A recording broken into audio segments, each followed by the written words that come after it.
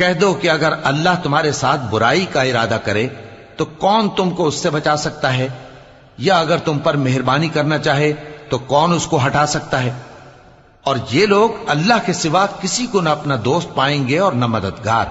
اللہ تم میں سے ان لوگوں کو بھی جانتا ہے جو لوگوں کو منع کرتے ہیں اور اپنے بھائیوں سے کہتے ہیں کہ ہمارے پاس چلے آؤ، اور وہ لڑائی میں نہیں آتے مگر کم، یہ اس لیے کہ تم سے بخل کرتے ہیں۔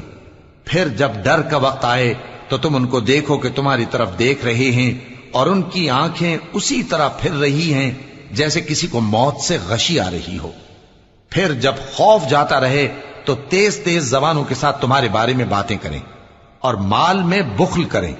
یہ لوگ حقیقت میں ایمان لائے ہی نہ تھے، تو اللہ نے ان کے اعمال برباد کر دیے، اور یہ اللہ کو آسان تھا۔ یہ لوگ خوف کے سبب خیال کرتے ہیں کہ فوجیں نہیں گئیں